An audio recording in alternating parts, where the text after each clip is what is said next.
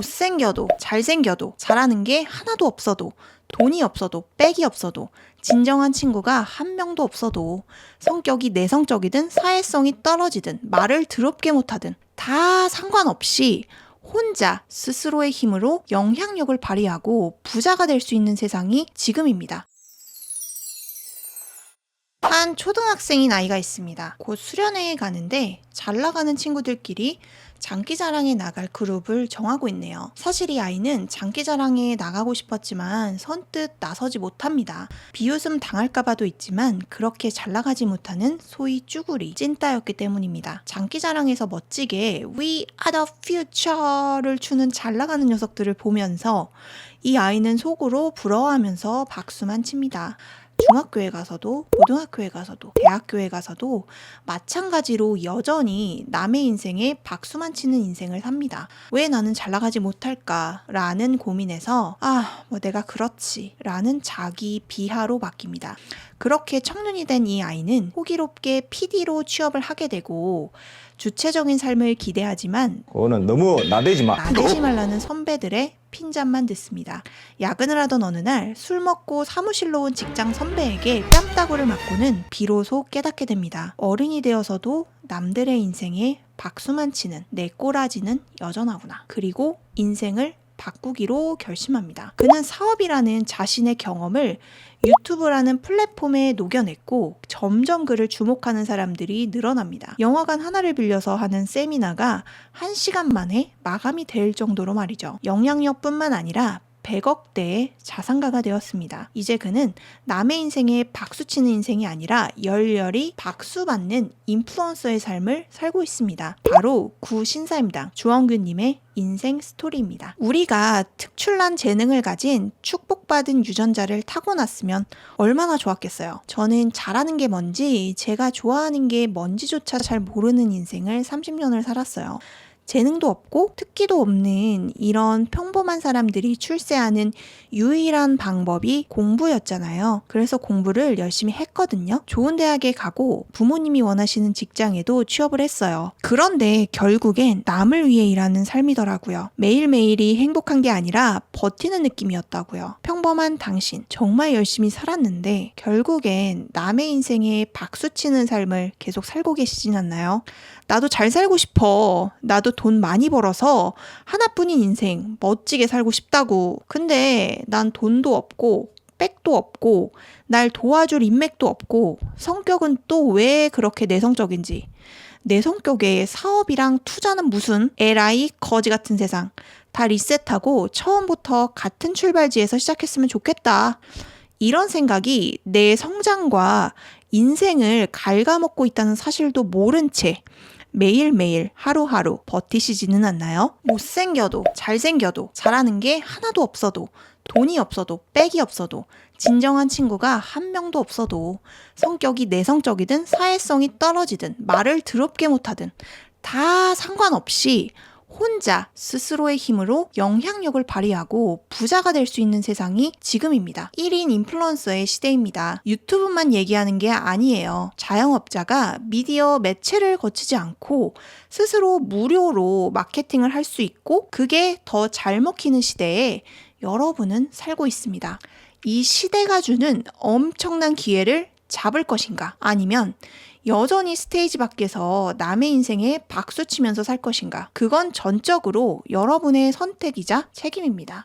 나도 박수받는 삶을 살고 싶다면 나도 부의 사다리를 타고 올라서 흙수저의 운명을 청산하고 상위 1%로 올라가고 싶다면 그럼 뭐 어떻게 해야 되는데 앞서 인트로에서 말씀드린 쭈구리에서 엄청난 영향력을 가진 인플루언서로 거듭난 주원규님의 이야기를 한번 경청해보면 어떨까요? 평범함을 극복하고 결국엔 슈퍼노멀로 거듭난 남자. 책에 나온 내용을 바탕으로 그 방법에 대해 알려드리겠습니다.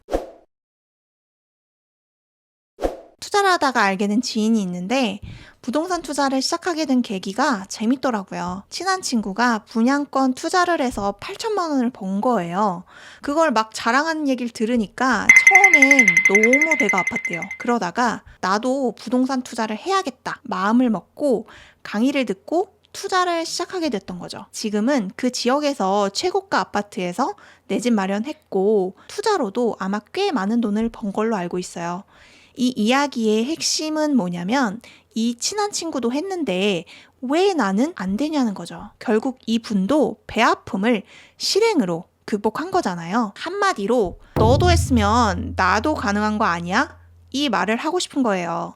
만약 여러분이 10억을 벌고 싶다면 무일푼에서 10억을 번 사람을 찾아보라는 거죠. 주원규님은 이런 사람들을 돌연변이라고 지칭해요. 책에서는 나와 비슷한 조건에서 내가 지속할 수 있는 정도의 요소를 투입하면서 뜻밖의 거둔 압도적인 성과라고 설명했어요. 이런 돌연변이들을 찾아서 그들이 낸 책, 유튜브 영상, 블로그 포스팅 같은 그들의 흔적을 찾아서 그들을 낱낱이 분석해보는 거죠. 실제로 만날 수 있다면 만나서 자세히 성공 방법에 대해 들어보는 것도 좋죠.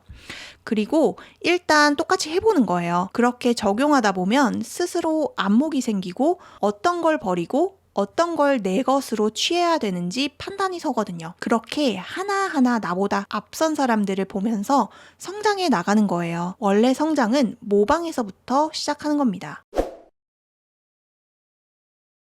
앞서서 배 아파서 부동산 투자를 시작한 지인을 다시 소환해 볼게요. 이 친구가 부동산 투자를 시작한 게 2019년이에요. 다 아시겠지만 이미 전국 부동산의 가격이 어느 정도 상승한 상태였어요. 이 친구가 아무리 미친 듯이 임장을 다니고 지역 분석을 해도 2017년에 부동산 투자를 시작한 사람의 수익을 따라갈 수가 없는 거예요. 결국 타이밍, 운때가 조금 엇나갔다라고 얘기할 수 있겠죠.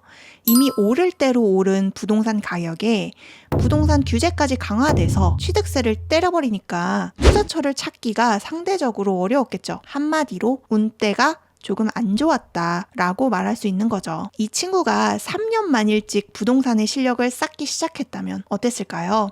보이는 족족 노다지였겠죠. 서울도 1억 내 투자금을 가지고 들어갈 수 있었던 역세권 아파트들이 실제로 있었다니까요. 물론 리스크를 감당하고 실행을 한다는 가정하에서요. 인생은 죽어라 노력만 한다고 잘 되는 것도 아니고 실력만 있다고 잘 되는 것도 아니에요. 저자는 이 점을 정확히 꼬집고 있습니다. 그래서 실력과 운의 영역을 나누어서 공략해야 한다고 말하고 있어요.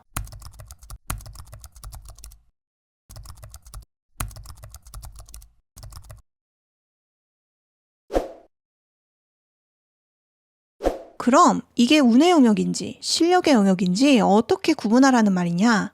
저는 이렇게 구분하고 있습니다. 내가 통제할 수 있는 일인가? 통제가 불가능한가? 이게 무슨 말이냐면 제게 평온한 마음을 내려주소서. 바꿀 수 없는 일은 받아들이게 해주시고 바꿀 수 있는 일은 바꾸는 용기를 주소서.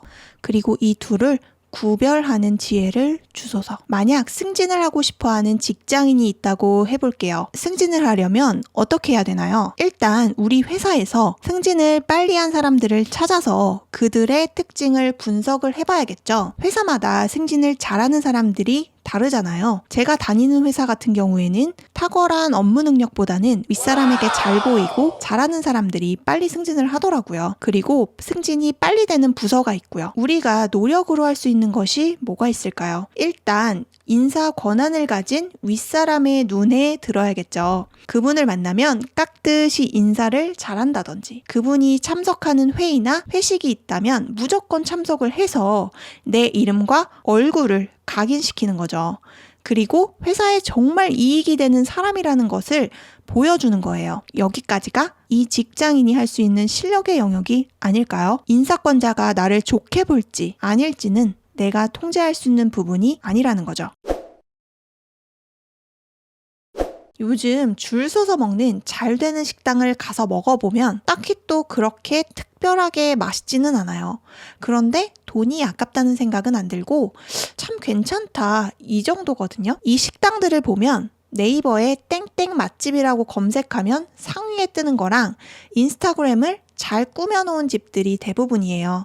음식의 맛과 퀄리티가 평타 이상이라면 내 음식을 좋아할 만한 타겟층이 모여있는 곳들에 내 음식을 홍보하고 적극적으로 알려서 내 단골 고객들을 만들어 나가는 게 더 효율적인 전략이라는 거예요. 막 장인정신 넘쳐서 음식의 맛과 퀄리티만 고민하고 있을 게 아니라 적극적으로 내 음식을 좋아할 만한 사람들에게 내 음식 맛있어요. 그리고 저 이렇게 열심히 청소합니다. 위생 보장합니다. 라고 씨를 뿌려놓는 게 장기적으로 보면 이 뿌려놓은 씨들이 입소문으로 돌아오게 된다는 거죠. 실력은 이미 있으니까요. 요즘 유튜브 보시다 보면 부자들이 집 청소를 유독 열심히 하는 이유, 이런 컨텐츠 자주 보셨나요? 솔직히 말하면요. 저만 해도 집 청소 제가 직접 안 하고요. 도와주시는 분 씁니다. 마크 저커버그가 집 청소를 스스로 할까요? 사생활 보호 때문에 주변 땅을 다 사신 분이요? 아니잖아요. 일정 이상의 실력을 쌓고 운의 영역에서 포기하지 않고 계속 도전을 하다 보면 성공하는 시기가 오죠. 주원규님이 180만 채널이었죠. 책에서는 신사임당 채널을 운영하셨을 때 10만의 구독자가 넘어서고서부터는 서서히 레버리지를 시작했다고 나와요. 한번 읽어봐 드릴게요. 유튜브 영상을 만드는 우리 팀을 한번 살펴보자. 초반에 나는 영상 주제 선정부터 촬영 원고 작성, 썸네일 제작, 게스트 섭외까지 혼자서 도맡았다. 채널 구독자가 10만 명이 넘어서는 시점에는 내가 하는 수준까지 원고를 작성하고 썸네일을 만들어주고 게스트 섭외를 책임지는 직원이 필요해졌다. 그때는 정립된 프로세스를 잘 따라주는 직원을 채용했으나 지금은 다르다. 원고를 가장 잘 쓰는 작가와 내게 없는 센스를 가진 영상 편집자에 초점을 두어 뽑는다. 내가 갖지 못한 무언가를 가진 사람을 채용하면서 채널 구독자 수가 다시 늘어나기 시작했다. 여러분이 시간을 생산적으로 쓰고 계시다면 레버리지는 반드시 필요합니다. 그 시간에 더 많이 창조하고 가치를 생산할 수 있기 때문이죠.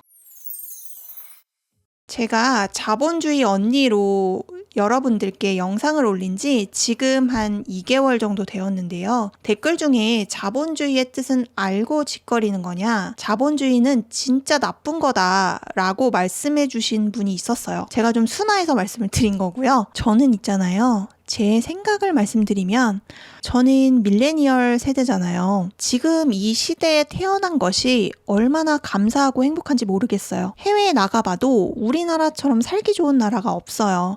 아프면 정말 저렴한 가격에 병원에 갈 수 있잖아요. 개인이 노력한 만큼 보상을 받을 수 있는 나라가 얼마나 될까요? 자본주의라서 가능한 거 아닌가요? 저는요. 개인주의자 성향도 강하고 성격도 내성적이고 그냥 완전 쫄보였어요. 이런 저도 제가 원하는 목표에 순자산을 벌었고 사람들에게 어떤 가치를 제공할 수 있을까? 그 가치에는 어떤 값을 매길까? 고민하고 있다고요. 저 같은 사람도 자본주의 게임을 하면서 부의 사다리를 오르고 있는데 여러분이라고 왜 안 되겠어요? 제가 오늘 소개해드린 주원규님의 슈퍼노말 한번 읽어보시면 여러분 성장하는데 분명 도움이 되실 거예요. 불평, 불만, 남 탓하면 평생 가난하게 살게 됩니다. 환경을 깨부수고 자본주의의 승자가 되세요. 여러분 모두 부자 되세요.